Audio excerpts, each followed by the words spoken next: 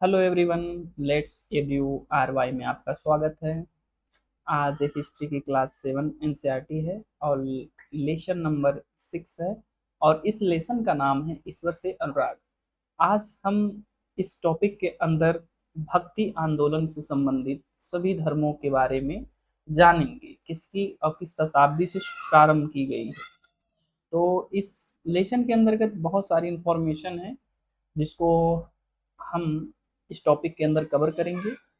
ठीक है, तो चलिए आगे हम लोग बढ़ते हैं। तो ये है 6 लेसन है और इस लेसन का नाम है ईश्वर से अनुवाद। पॉइंट वाइज डिटेल्स है, इसमें आपको किसी प्रकार की समस्या तो एकदम नहीं होगी। ठीक है दोस्तों, तो चलिए आगे बढ़ते हैं।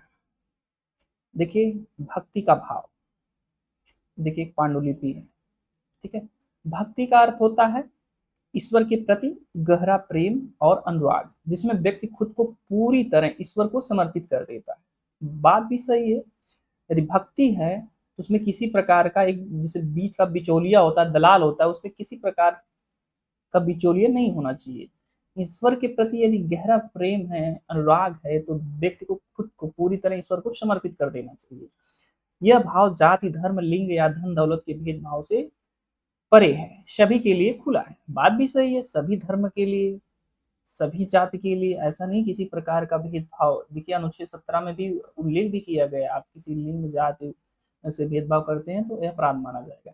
इतिहास में मंदिर, भजन, कीर्तन, कव्वाली और जप जैसे माध्यम से भक्ति को व्यक्त करने के लिए प्रमुख साधन बने।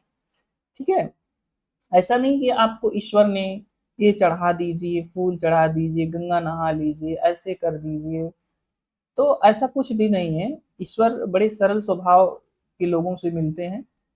ठीक है, चलिए आगे बढ़ते हैं। कई लोग भक्ति में इतने डूब जाते थे कि उनकी आंखों में आंसू आ जाते थे। यह भाव ही भक्ति आंदोलन का आधार बना। श्रीमद् भगवत गीता में यही संदेश दिया गया है कि ईश्वर भक्त से मोक्ष प्रदान कर सकता है। यह देखिए, एक श्रीमद् भगवत गीता की एक पांडुलिपि है।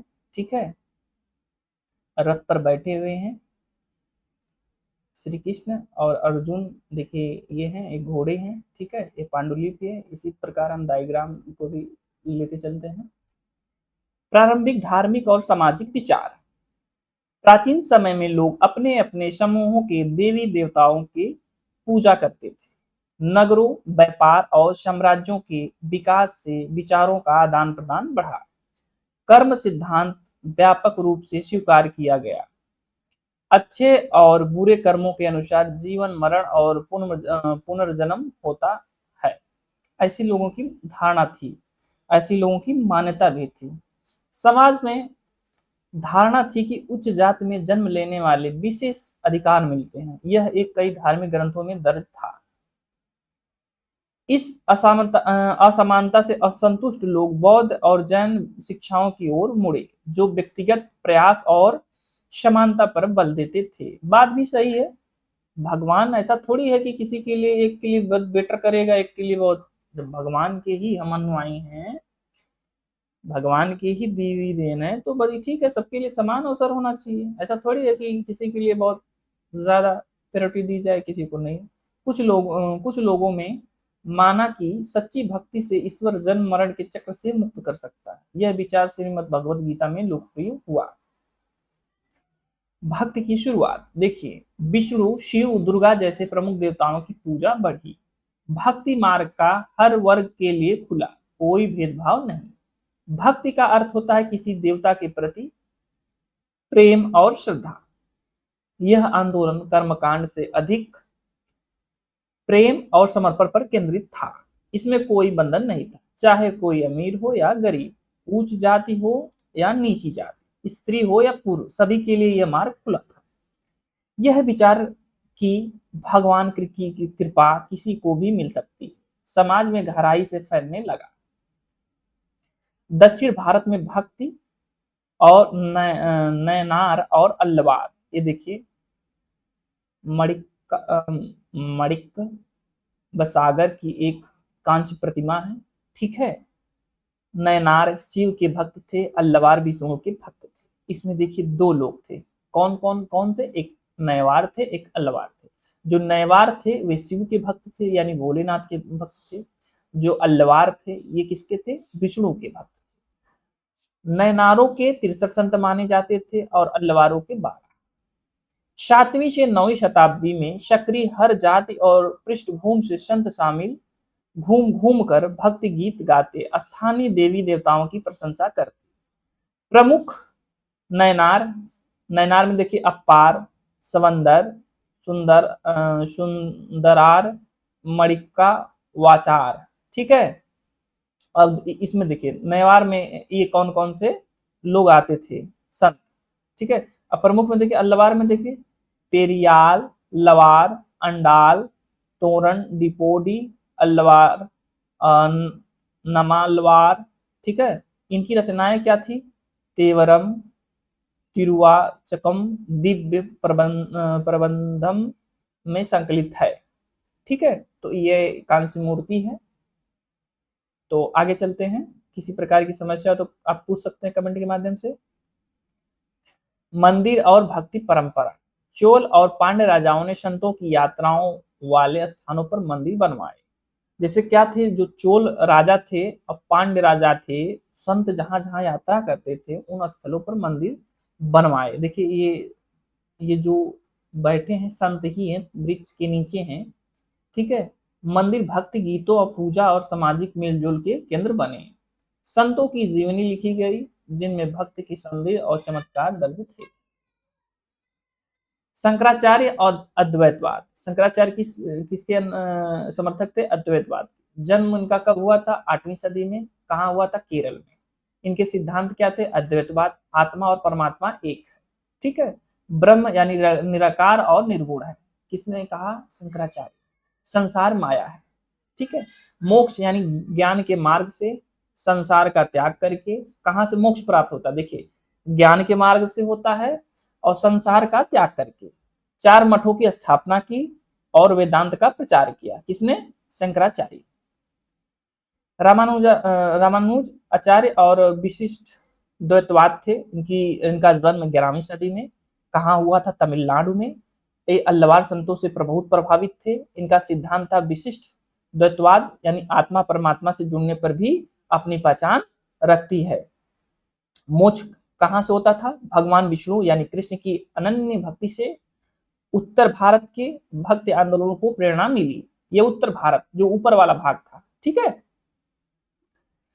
वीर शैव आंदोलन, बसवन्ना। जन्म 12वीं सदी। कहाँ हुआ था? कर्नाटक में। जाति प्रथा और मूर्ति पूजा के विरोधी थे। कौन? वीर शैव आंदोलन। ठीक है। समानता, महिला सम्मान और श्रम की महानता का संदेश। विचार, सच्चा मंदिर मानव शरीर है। विचार जो था सच्चा मंदिर मानव शरीर है, पूजा अच्छे कर्मों से होती है। बात भी सही है। महाराष्ट्र की भक्ति परंपरा। संत कौन थे? ज्ञानेश्वर, नामदेव, एकनाथ, तुकाराम, सखुबाई, चोखा मेला। मराठी में रचे गए अभंग गीत सामाजिक समानता और सेवा का संदेश। असली भक्ति दूसरों के दुख दूर करने और सेवा करने में है। नामपंथी सिद्ध और योगी। योग, जो नामपंथी लोग थे, योग, ध्यान, प्राणायाम द्वारा आत्मा परमात्मा का मिलन। यानी कि आप फिजिकल हेल्थ पर ज्यादा ध्यान देते थे और मेंटल हेल्थ पे। ठीक है। इसमें जाति प्रथा और अंधविश्वास के विरोधी हैं। कौन? नामपंथी लोग। इनका सिद्धांत और योग। और निचली जातियों में लोकप्रिय और सरल अनुशासित जीवन। सूफी संत, मुस्लिम संत, प्रेम, भक्ति और दया का संदेश। ठीक है। धर्म के बाहरी आडंबर का विरोध। दिल में ईश्वर को खोजने की शिक्षा। प्रमुख सूफी ख्वाजा, मोयुद्दीन चिश्ती, बाबा फरीद, निजामुद्दीन और लियार। खानकाह सभी धर्मों और जातियों के लिए खुले केंद्र है।